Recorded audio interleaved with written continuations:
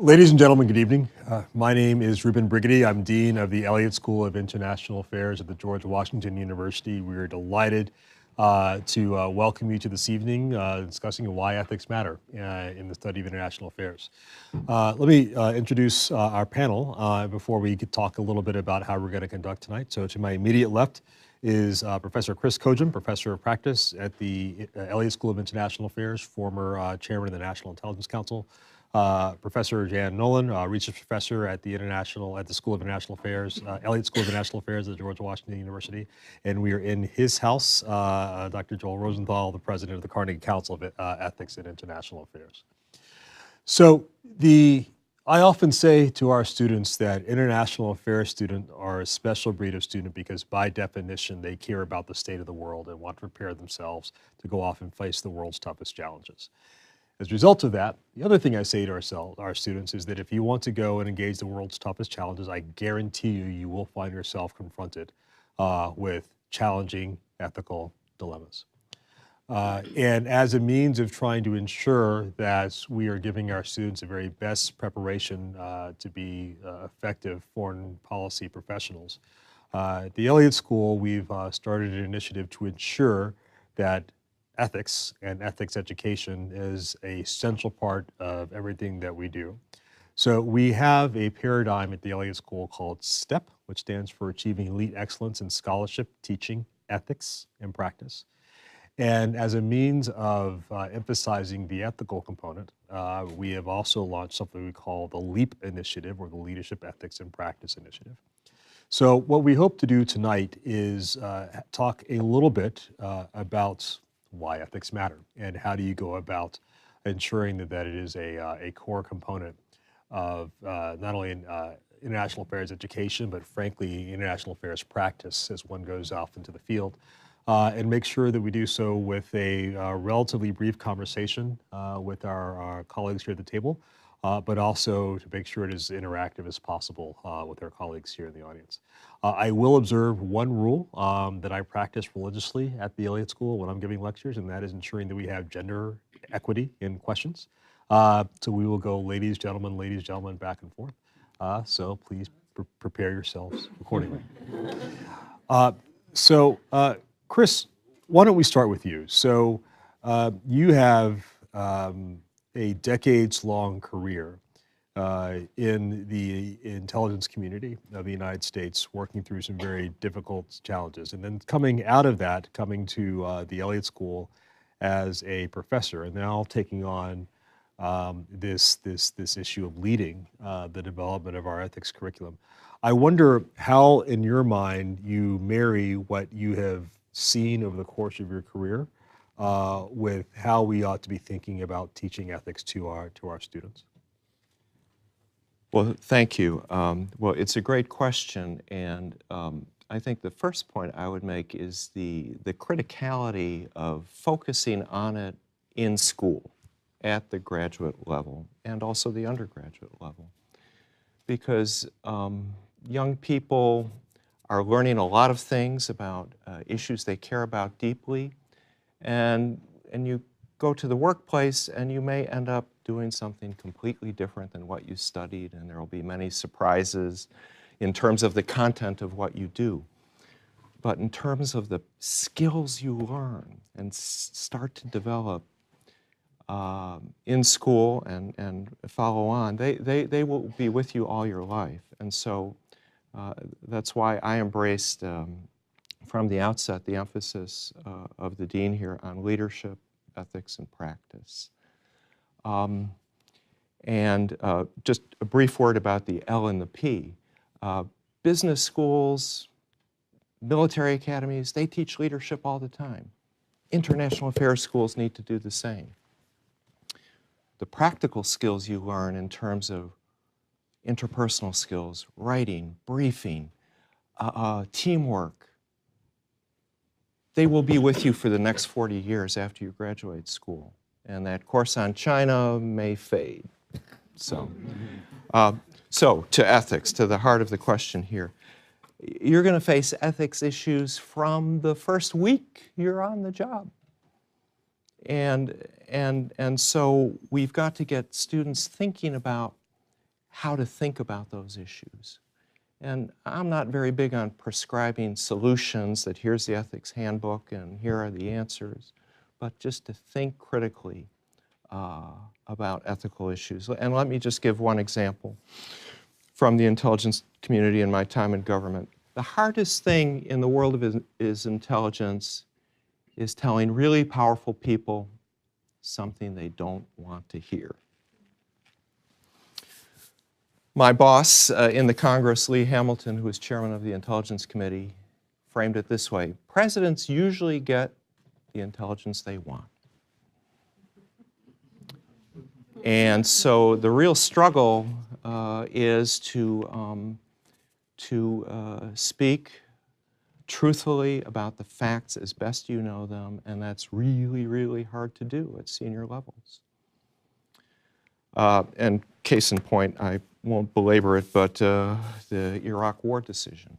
I was in government at the time. It was clear that President Bush and his administration wanted to go to war in Iraq. It was clear that the most important argument was that Iraq was developing a nuclear capability. And the facts didn't lend themselves to make that case, as we learned later. But the argument at the time, and forgive my brief discussion of technicalities, concerned aluminum tubes. And were they for centrifuges and making nuclear stuff, or were they for artillery? Well, the experts in Britain and the experts in the Energy Department said, you can't use these for centrifuges, they'll blow up. Everyone else in the community said, well, Mr. President, we're sure that the Iraqis are developing them for nuclear weapons. I was at the Department of State at the time, in the Bureau of Intelligence and Research. And the Bureau resisted that judgment and said, these aren't for nuclear applications. But the Bureau lost the debate, and that point of difference was relegated to a footnote. What do you know about footnotes? Nobody reads footnotes. And they did not appear in the executive summary. And so this important point of dissent was lost.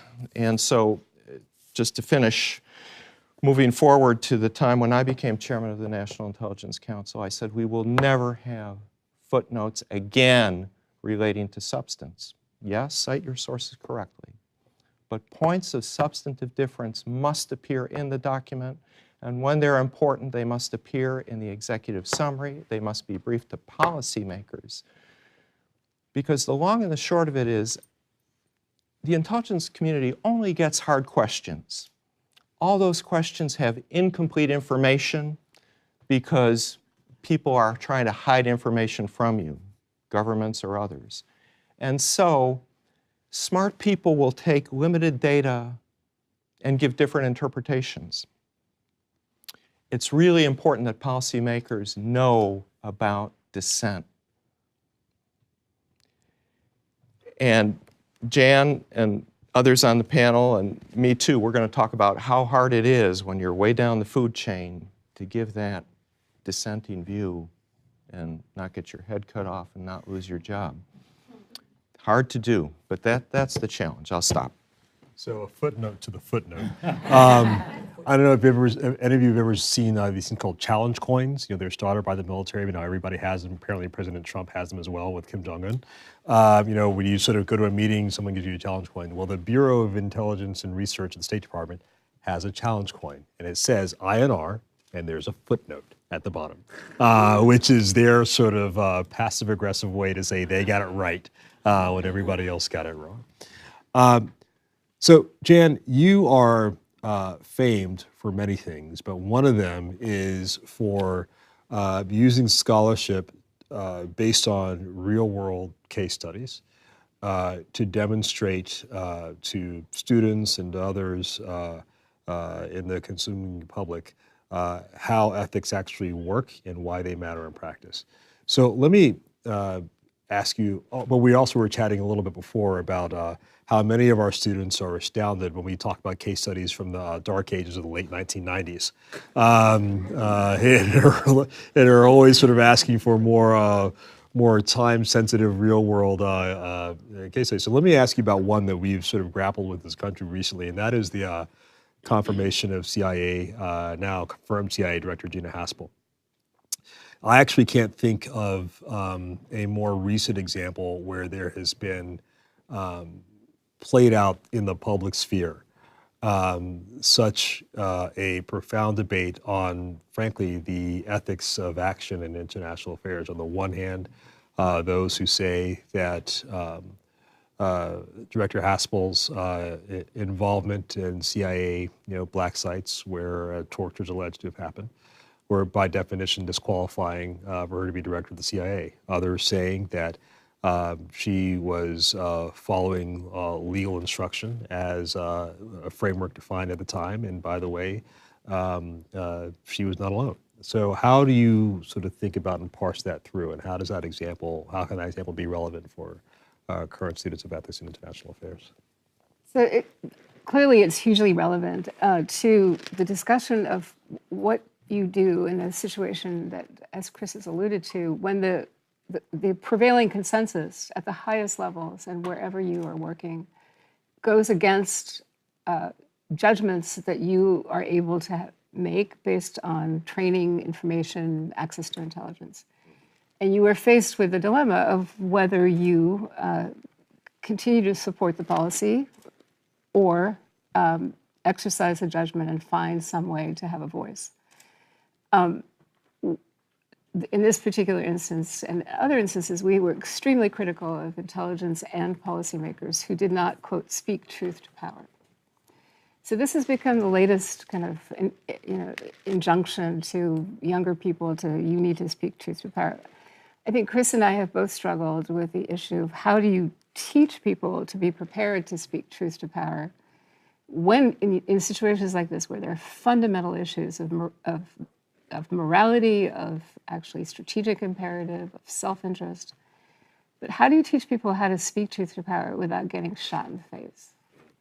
And I say that not lightly because there's two sides of this. On the one hand, there are people who have spoken truth to power and have ended up completely marginalized and are not remembered historically.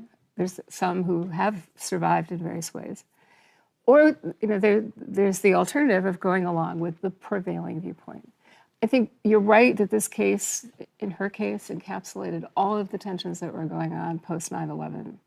The fact that there was no resistance to the idea of torture, or so little resistance inside the decision-making and inside the actual operations, that there was such a sense of imperative to do something that would redound so badly to the United States, quite apart from the victims, but to the entire reputation of the United States. And there you have, it's not about her, is it?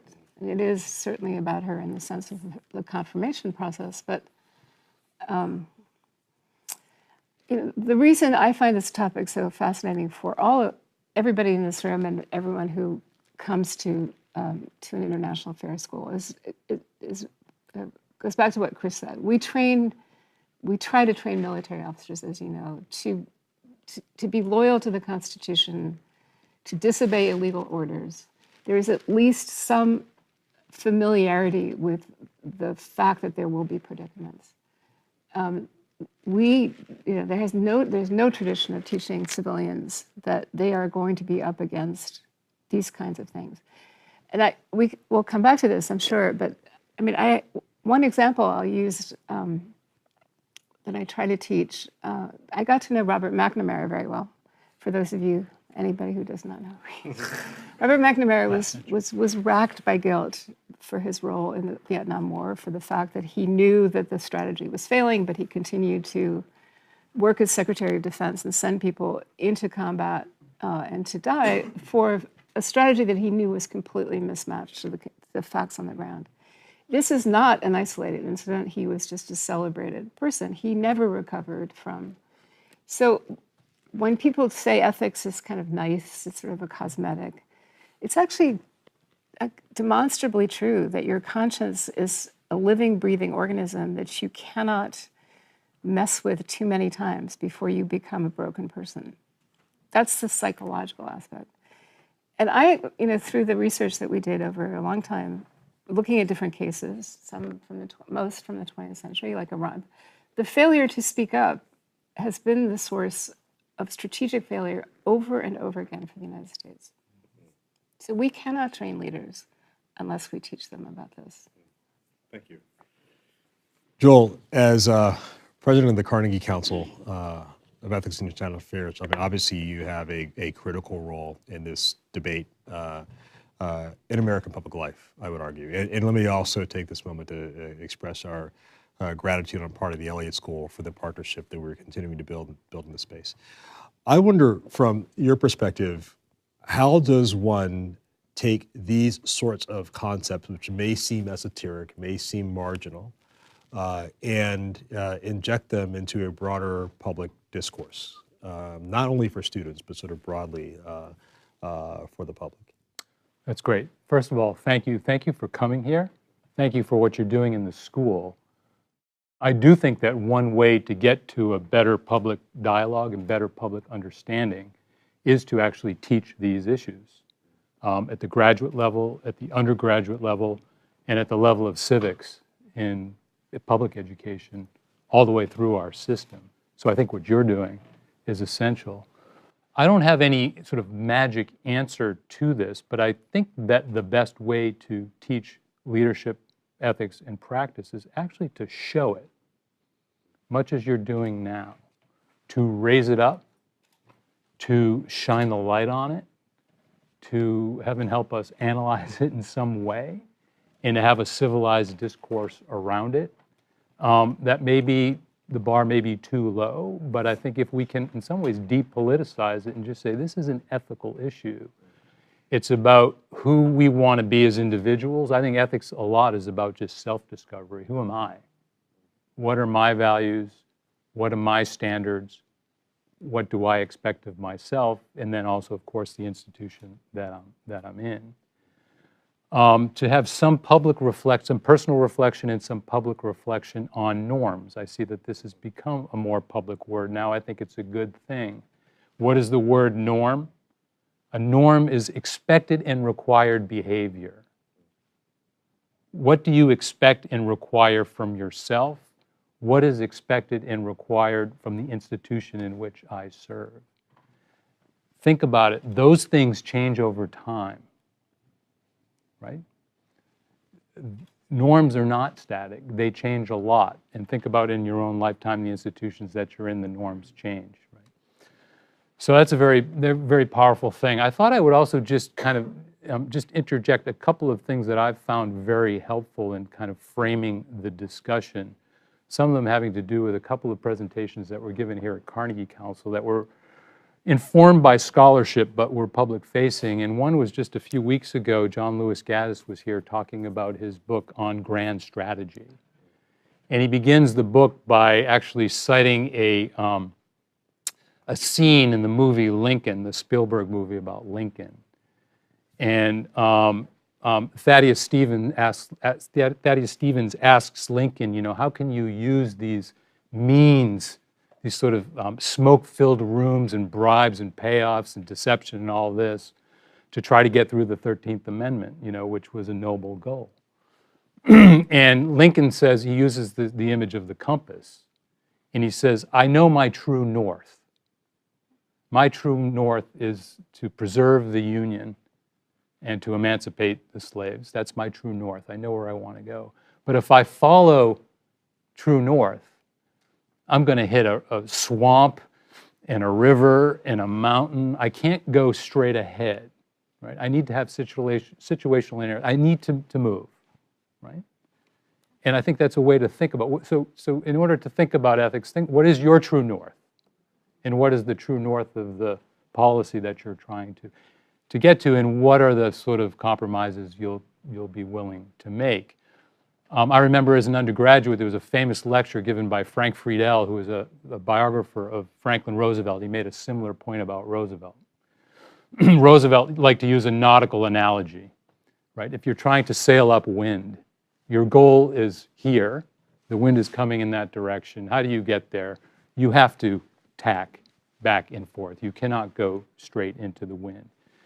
So leadership is goal-driven, but it is compromise-ridden. You will face compromises. There's no magic formula other than to reflect on what your goals and standards are. But if I can, but that is the essence of the challenge, right? Because to keep going back to the navigational metaphors, I mean, how far can you go off course, or how far can you tack port or starboard before you're fundamentally off course? So I don't even if you do know what your true north is. So I'm going to give you one other point of reference. I have others later if you want to share readings, but Avishai Margalit has written a book on this called On Compromise and Rotten Compromises. And he tries to answer without a degree of precision, but I think it gets close to what you're asking. What are the compromises that you're willing to make, and what are the compromises that you're not willing to make? And he does have sort of a recipe. I'm not going to sort of give it here, but we do have some guidance on these things to sort of think through what's acceptable. But I do think at the end of the day, some of it is who do I want to be? What is my role in this? And at the end of the day, maybe I won't be remembered. So, right, and can I just say, sometimes the compromise is tactics and strategy and knowledge of how to be more persuasive. It has never been, this is, again, one of the problems, that if you don't at least warn people that they're going to get into situations where they should be prepared for pressures, they're not going to be very effective, even if they do dissent. Often, sometimes there's really, it may be very noble, but it doesn't achieve much. The difficult case of, I was on the investigation of the 1998 bombings, of the first Al-Qaeda bombings, simultaneous bombings of 2 American embassies, and I was on that investigation, and I met the ambassador in Nairobi, who had been issuing warning for quite a long time about the security. She ended up, and I'm not suggesting she could have done something differently, she did everything she could. She ended up not only with the tremendous guilt of having failed to save the lives of the people who were killed when the terrorism came, but her career was damaged. We have many, many cases of this, where the speaking truth to power business, what you're doing, you're not even engaging in dissent. You're presenting intelligence or information that just doesn't comport with an impenetrable consensus of the time. So we have to teach people about the complexities of that. And yet, to take an example that is not from international affairs, but it's one that's been in the news lately for me, is the issue of what happened at Michigan State University with now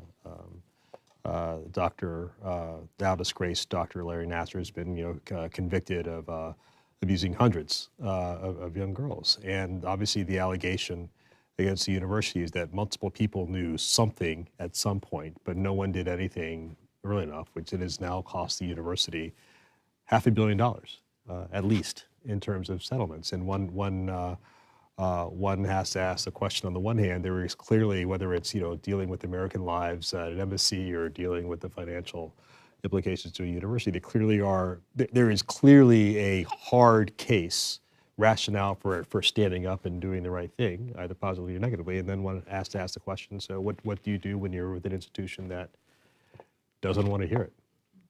I mean, you must have seen examples of this, Chris. Oh, sure. If you want to stay on the theme of Michigan State here, on Capitol Hill, when I worked there, things would happen. And the rule that was learned by me, and I learned it on time, but others learned it too late, I'm afraid, is that when you get a report like that, your obligation is to act. It's not that you know what the solution is, but it's to get this allegation into the proper channels just as soon as you can. It's not up to you to do the investigation, but to ensure that professionals who have that responsibility are seized with that matter at the moment you learn it. Yeah, I mean, I think everyone talks about how you change organizations by changing incentive structures. Incentive structures also are reward structures and punitive structures. So if you know I mean, the failure to report sexual abuse for most of my adult life and efforts to do so and finding that you have nothing but resistance has created this problem that successive generations have lived with this. And now the tides have turned, the incentive structures has changed. It will be very interesting to see if this persists. But I really like what you just said. You don't sit on this information and say, well, I think you're probably exaggerating. There's really, I mean, this is the analogy, and there's no terrorism in East Africa. Terrorism is in the Middle East. What do you mean there's Al-Qaeda cells in Nairobi? You're supposed to report that up the chain and do some analysis, and there should be procedures for these kinds of things to have the marketplace of ideas that is supposed to ensure better policy. Joel, maybe I could ask you one other question, and meanwhile, everybody else start getting ready. Ladies, you're first. So start getting your questions ready. You know, one of the I once heard going into as U.S. forces were sitting in Kuwait preparing to go into Iraq, they had an awful lot of time on their hands, and I heard one infantry battalion commander set up sort of a mock village so his soldiers could practice kind of shoot, no shoot drills. And he said he was doing this so that his troops could know what doing the right thing feels like, particularly when rules are ambiguous or when there are a series of countervailing pressures to the contrary. So from your long study and from your engagement spending on this, what can you tell aspiring students, aspiring policymakers about how to inform their moral compass so they, A, know what doing the right thing feels like, and B, have the strength to be able to execute it? Oh, that's great. Well, this goes back to Aristotle. It goes back to habits, right? It goes back to how you behave over a period of time in a regular way. In sort of psychology terms, that would be social conditioning, which is what you're pointing to. It becomes part of who you are. It becomes habit. It becomes instinct. I think sometimes we think we just inherited that. That's nature. But it's also nurture, right? The way we are socially conditioned to accept certain things and to not accept certain things. Some of it is literally visceral instinct, but some of it changes over time. I'll give you the example of food, right? Scotch, right? At first, you know, you look at it and like, ooh, right? This is danger, right? This is wrong. Your gut instinct might be, but over time, right, you come to appreciate its finer qualities, right? But also you can see certain kinds of behaviors, some behaviors perhaps on the street or whatever, which might have been acceptable a few years ago, which somehow seem not right now. Perhaps when people are asking questions, who gets recognized and who doesn't, right? The norm changes, it gets conditioned over time. Norms do evolve and change. And I think that's really powerful. If you look at the work of Jonathan Haidt, who's a moral psychologist, he gives you this example. He calls it the rider, the elephant, and the path. Right? The rider is your conscious decision-making apparatus. Like you have an ethical dilemma, figure it out using reason. Right? The elephant, though, is your socially conditioned gut response, right, about what I should do. It's the more immediate. The path is the organization that you're in. In terms of ethics training, what he has found is most ethic training focuses on the rider, the ethical dilemma. Let's talk about it. Let's think about it. But he said, actually, that's not very effective. What's really effective is the focusing on the elephant. It's focusing on the socially conditioned norms. What is socially conditioned to be normative or correct, and that's how most people will respond. And so I just think awareness of this kind of thing among future leaders and current leaders, I think can be a really powerful thing. And I think that is actually what will lead to path changes, to institutional changes, to changing incentives and structures and behaviors and so on. So I'm not saying, I mean, we can teach courses and make a good living on the rider, on ethical dilemmas that we can and should talk about, but I think we have to go deeper in looking at social structures. So, yeah. So we'll now go to the floor for questions. Please feel free to ask anything from more theoretical questions of how do we intuit that which is right to more specific questions of ethical dimensions of issues of the day or anything we're doing at the Elliott School, anything you want us to talk about. Ladies, you have the floor. Ladies first. Just speak up. Oh, okay. I'm Molly Seltzer. I graduated from the Elliott School in 2015. I'm a journalist now. I wanted to turn it a little bit more contemporary right now and Washington-based. So obviously we've seen a lot of turnover within the Trump administration along the lines of people who are not able to stay in their roles for a variety of different reasons. And my question would just be around how do you approach ethics and sticking with your post when there is such a flagrant distinction between your values and the values of your superiors? Chris, do you want to take that? So on the premise, I'll just let the question stand for itself. Chris, you take it. Well, for people in government, when you serve in government, you take an oath, of course, to the Constitution and not to the secretary of your cabinet department or to the president. And most people I know in civil service take that oath very, very seriously. There's also a tradition, certainly in the State Department, and an important one, which is you work as hard as you can to help policymakers succeed with their goals. They were elected to carry out an agenda.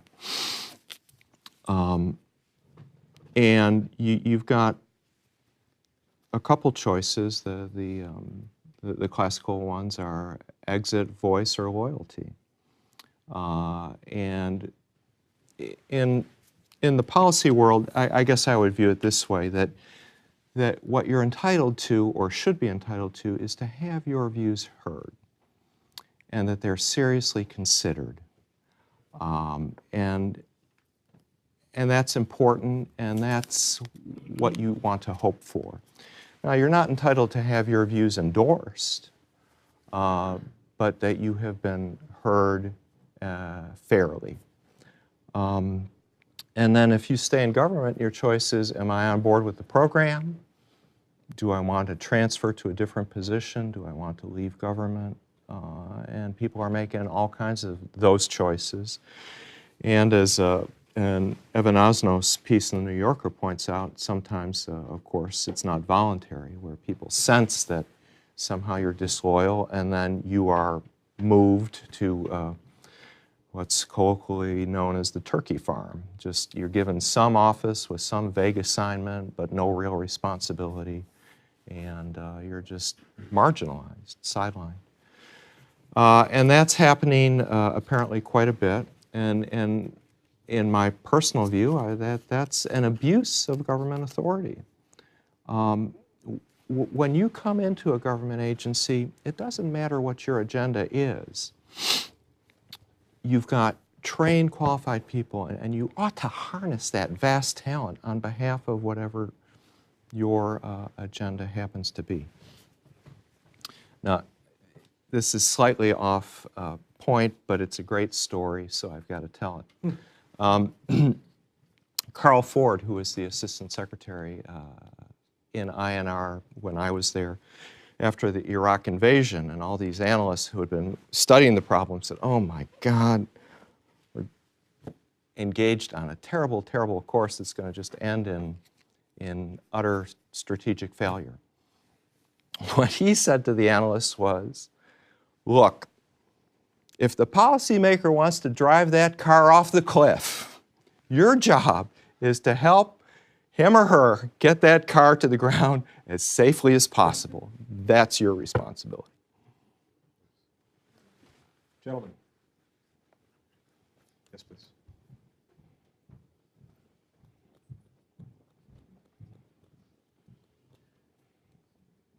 Hi, my name is Kay. I graduated from the Elliott School on Friday.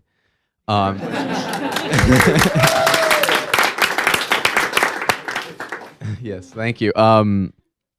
My question has to do with a sort of common theme on the panel, which was refusing unethical orders and, telling authority figures that they're wrong. Well, I admire the fact that the panel upholds these values. I think, at least in my assessment, materially speaking, since the post-USSR era, the United States has had a problem of, I suppose you could say hubris, American hubris, where there is this like larger societal pressure, this almost patriotic pressure to not question the government's foreign policy decisions, namely in Iraq, like someone mentioned on the panel. And obviously this is a flaw in human psychology, as like the Stanford prison experiment showed and the abuse in Abu Ghraib showed. But larger than that even, I think that there's this problem where as soon as the war drive starts, as soon as, these patriotic missile strikes in Syria happen, the American public just kind of blindly rallies behind these interventions. And, for example, with the first Trump strikes in Syria, so many, Democrats and Republicans came behind Trump and said, this is his first presidential act. This is, et cetera, et cetera. Point being, we jump to a lot of military conclusions very quickly, and the tail of the tape does not look very good. The United States killed 1 million people in Iraq. Libya is stateless and anarchic, and the bombing of Raqqa was displaced 150,000 people.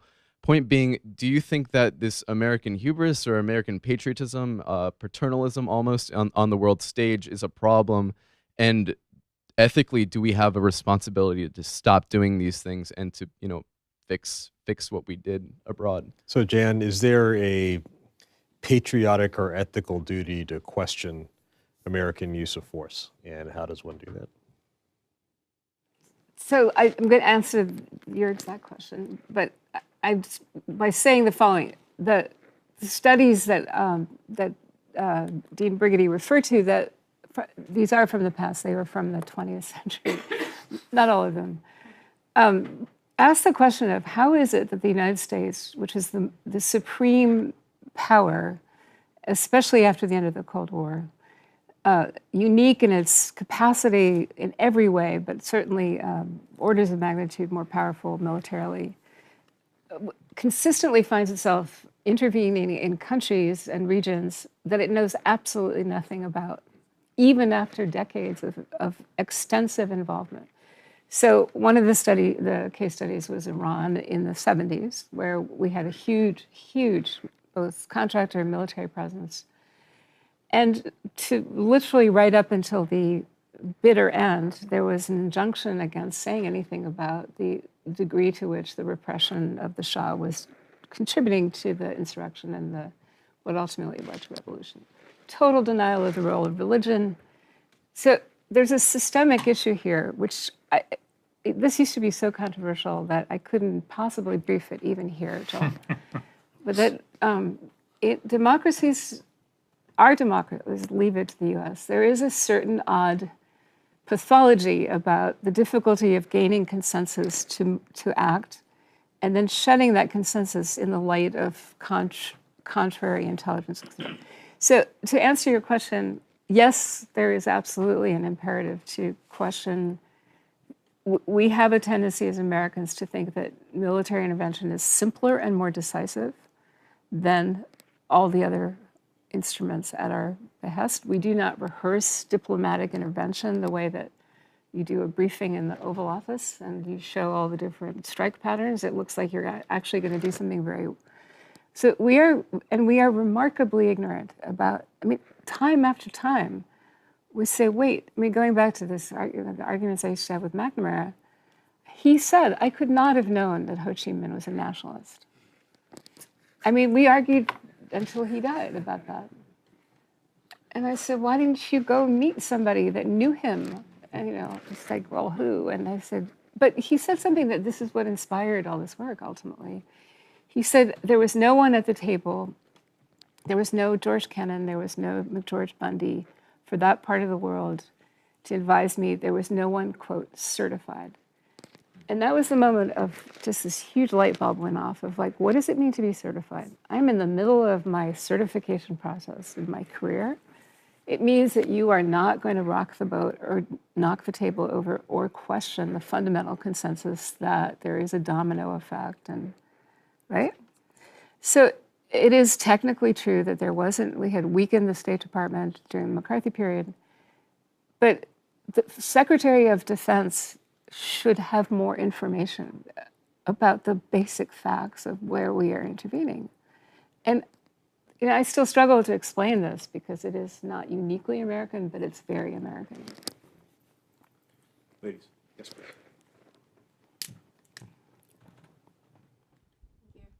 Hi, my name is Veronica Dunlap. I'm Elliott School 2010. I work for a national criminal justice nonprofit, and we do a lot of work with police departments around the country, especially around the area of reconciliation and rebuilding trust and legitimacy. And when I think about the current administration, I personally believe that we've lost, because of the ethical mishaps, we've lost a lot of legitimacy in the foreign space, and we've lost a lot of our power. So I would love to hear your thoughts, especially given my experience with reconciliation in the criminal justice space. I'd love to hear your thoughts about what we should be looking to do when the time arises to sort of regain some legitimacy, because we have had so many ethical missteps as a nation right now. So Joel, this is something that I hear an awful lot, certainly in my travels, I suspect you do too, that American soft power is taking a real beating in the last 18 months or so. For a variety of reasons. And I'm wondering if you hear that as well, and notwithstanding an electoral or political solution, if the administration were to certify you, the Trump administration were to certify you today and said, you know, Dr. Rosenthal, we understand we're taking a beating. What can we do? That's great. No, and it actually ties into the previous question. There are two sort of big principles that I think are at stake here, can help inform the conversation. The first one is humility. I mean, I think to be as a fundamental aspect of ethics as we're describing it, because it's often sort of hijacked by moral certainty. And if I could just leave you with one thought for the evening, it'd be anybody who says they're morally certain, you know, I would be worried. Moral certainty often leads to violence, actually. And you know, I can refer you back to Reinhold Niebuhr and some other, you know, prominent American theologian, public philosopher, ethicist types who emphasize the connection between power and humility, and that any act in some way is going to be flawed and in some way self-interested. And so if you know, before you get so morally righteous, you should be sort of thinking in a much more humble way about that. So I just wanted to sort of inject the humility principle in. The other is, if this country stood for anything, I thought that the core principle of it is, I was going to say was, but is pluralism. It is pluralism. We are a pluralistic country, right?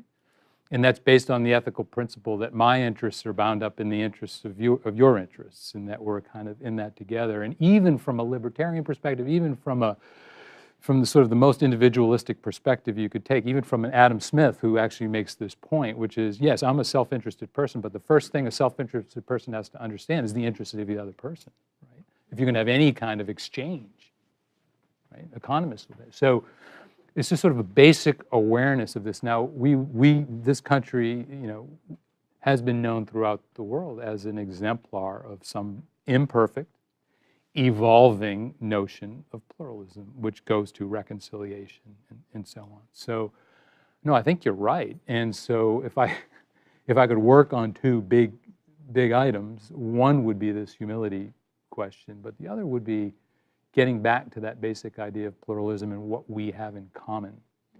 And hopefully that we can demonstrate that in some way to the rest of the world. So just some thoughts on that big question. Gentlemen. Hi, thank you. My name's Alec. I'm actually a Columbian College graduate, class of 2015. I work for a decently sized public agency, and we have a new executive director, and one of the priorities that he's set has been to sort of rebuild, because we've had an interesting recent track record, a reputation of ethics and integrity.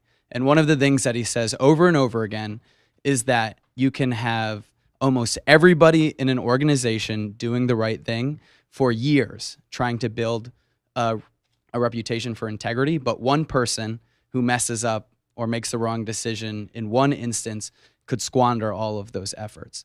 So as professors of ethics and leadership, you can only reach out to so many students. How do you sort of teach those students to be teachers and influencers to try and scale that influence?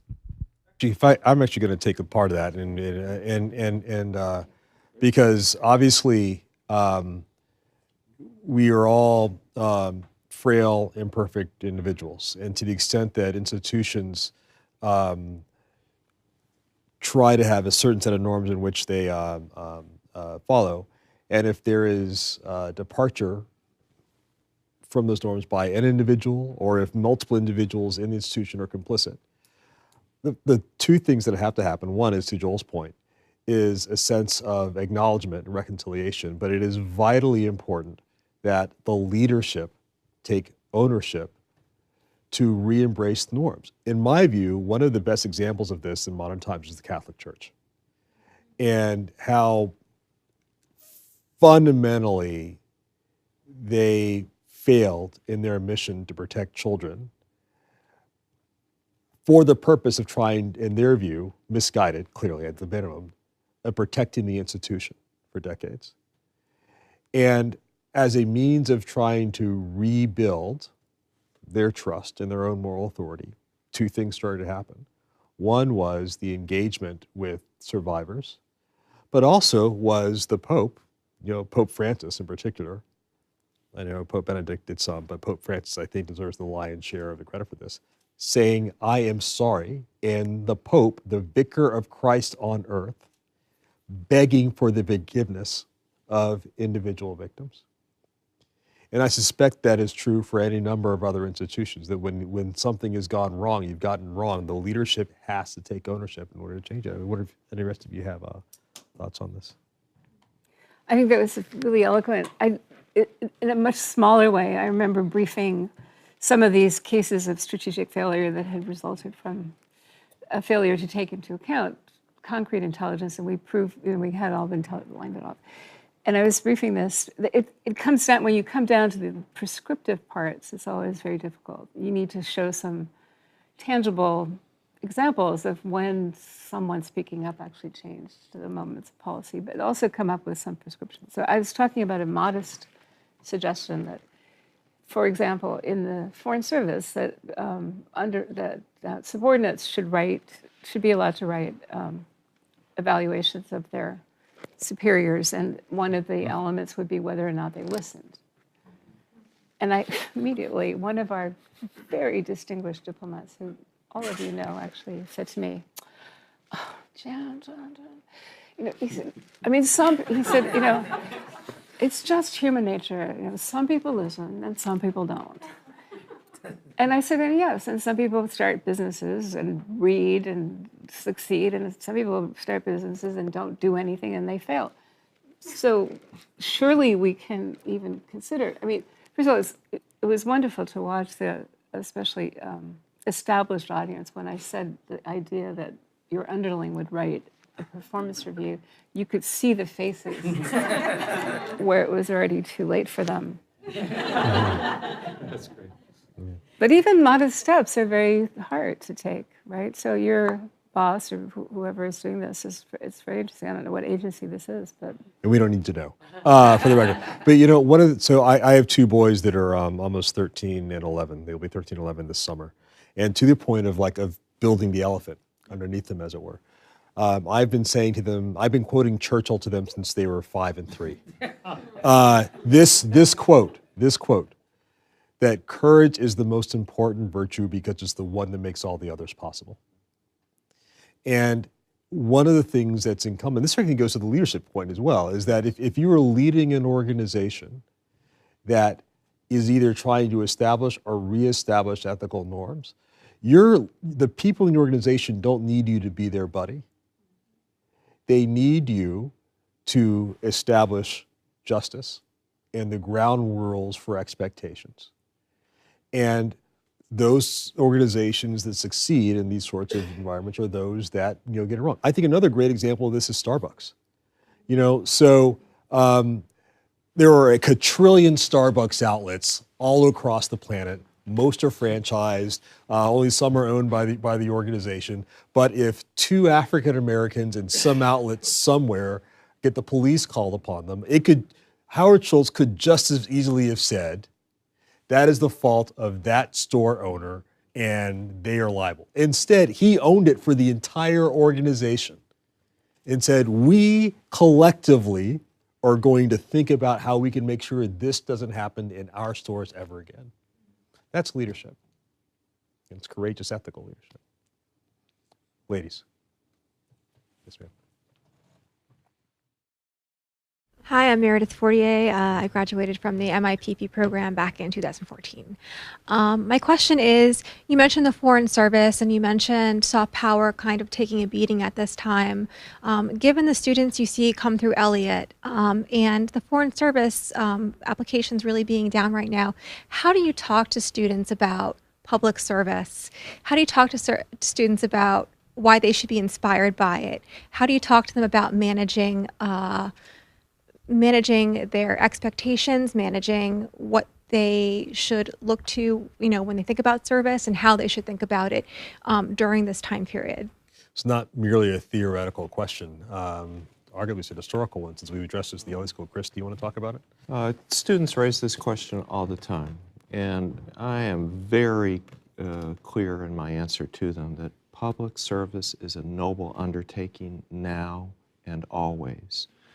And look, you're going in, you should seek to go in, and if you go in, you're going to learn so much and make a contribution from the get-go. And, okay, you've got issues with current policies in this administration. Guess what? We have elections and they change.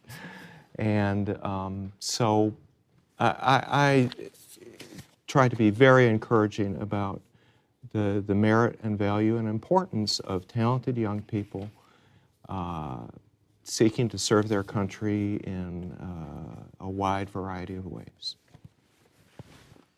I think we have time for 2 more questions, maybe 2. So, gentlemen, sure, Mark. Mark Arlasco. I'm a graduate of the Graduate School of the Elliott School of International Affairs in '95, and I'm currently at the UN Syria War Crimes Commission of Inquiry, a former member of the intelligence community. We've been speaking about ethics really writ large within the United States, but we're here talking about international affairs. How do we extend that to the international actors that we interface with? And I think on the micro level, for example, when I was with UNAMA in Afghanistan in 2011, dealing with police officers who would shake down the local population. And now on the macro level, dealing with Syria and Russia and the problems that we face with them. How do we extend these ethical teachings that you are trying to extend to your students, and how do we deal with that on an international level? It's a great question, Jan, Joel. So when you're dealing with an actor whose interests are not only aligned, but whose ethics are unaligned, what do you do? There's a wonderful dad here, I hope I'm not singling you out, who asked this question during the cocktail hour about, is it actually possible that the liberal international order that the United States has done so much to encourage with all of its norms could actually be taken down in 18 months? I'm not changing the subject, but it sort of goes to this question of whether, our retrenchment from a moral standing is going to, is it possible to actually undo? So I didn't answer the question, did I? So let's turn it to Joel. Well, I mean, I think it is related, Jan, to, that's right. I mean, what this country, it is tied into it. What we tried to build after World War II was a set of institutions that were based on a set of norms that would at least be functional in certain ways to promote some kind of stable, predictable world order that had some norms underneath it. Again, imperfect, but it means aligning the power of this country, the power of our allies around certain core interests that have values embedded in them. I think one of the great mistakes, it was amazing how it was exhibited, and I felt almost bad for former Secretary of State Tillerson when he came out of the box, when he was, he talked about we have to separate our values from our interests. If you should look this up. I mean, it was extraordinary. And he just missed the basic point that interests and values do come together at some point. They do align. Anyway, it's a sort of a big picture answer to your question, but as we think about our interests and we think about building norms and institutions around those norms, it's going to be very imperfect around themes like corruption and so on. We're not going to be able to change behaviors.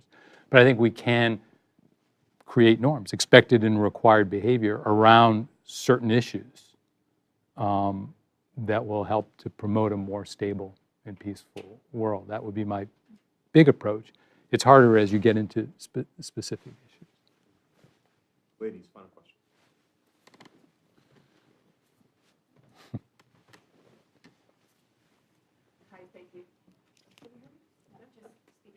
Okay, yes, so my name is Usha Pitts. I'm Elliott School class of 96, which I wouldn't have advertised, but somebody put it on my badge in a very cruel move.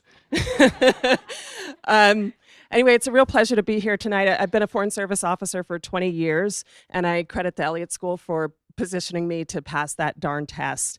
And since none of the young women here raised their hands to ask a question, I just thought I would jump in and say that I'm currently a recruiter for the State Department for the Foreign Service. So I've wrestled with exactly the question you brought up, and anybody who would like to talk to me about the June Foreign Service Officer Test should come and talk to me now. I've just got a month left, and I would love to get some other Elliott School grads in the program. Okay.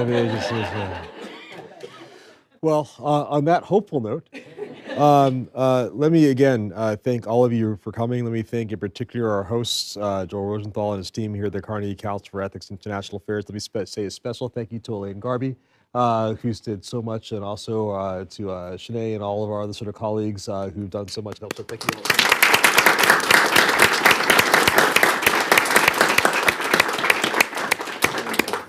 Thank you so much, Dean Brigety. Again, thank you, Dr. Rosenthal and Melissa Semeniak for hosting us here at the Carnegie Council. We really, really appreciate it. This is a great setup for us. And thank you, Jan and Chris and Reuben. This was a very engaging and lively discussion, and I'm sure that everybody here really enjoyed it. So I really hope that we can repeat it at some point. Again, my name is Elaine Garby. I'm the Senior Associate Director for Elliott School Alumni Programs. I'm just going to take 2 more minutes of your time to talk a little bit more about our alumni activities here in New York. We, of course, have so many alumni here, but also several Elliott School parents and a couple of admitted graduate students. So it's truly an Elliott School and GW community here in New York. For the alumni, we are all members of an amazing worldwide network now numbering over 24,000 Elliott School alumni with graduation this past weekend. And not to mention there's over 290,000 GW alumni worldwide. Those alumni are an invaluable resource, whether you're looking for a job, moving to a new city, or just want to stay connected to GW. And that's where alumni programming is here to help. There are many ways for you to remain engaged with the Elliott School and GW through receptions like these, social and networking in career events, and volunteer opportunities with graduate recruitment and career development, to name a few. Your connection to the Elliott School and GW doesn't end with graduation, and we hope you'll remain engaged with us long after you left campus. If you'd like to learn more about staying connected with the Elliott School and GW, alumni and students, please see me afterwards. We're looking to plan more casual Elliott gatherings in New York beyond this annual discussion and reception. And of course, we can always use more volunteers to help plan and staff those. I also want to highlight our alumni industry networks for GW-wide, such as politics and government, finance, and media and communications, which are great opportunities to network across GW schools and within your industries. In fact, the finance and media and communications groups both have events coming up in New York in June. And there are cards at the registration table on the way out that you can get more information to sign up and get those invitations. Finally, I want to thank our donors who are indicated by these blue ribbons on your name tags. Your support plays a critical role in advancing and continuing our programs. I particularly want to highlight the Elliott School Dean's Fund, which is now exclusively dedicated to enhancing the student experience, both in the classroom and beyond campus. The fund boosts curriculum development, such as teaching real-world skills, and expands the number of opportunities students have for on-the-ground learning through study abroad, internships, field research, and engagement with the policy community. I hope you'll join me in supporting these crucial opportunities. And I do want to just highlight the Carnegie Council has a new leaders program for people between 25 and 45. So if you want to learn more, there's cards out there. They do have a social coming up at the end of June, and guests are welcome. So you don't have to be a member at that time when you join. So thanks again for joining us tonight. We still have some time to mingle and network. The drinks and food have been brought down from upstairs, and I hope you have a good evening. Thanks so much.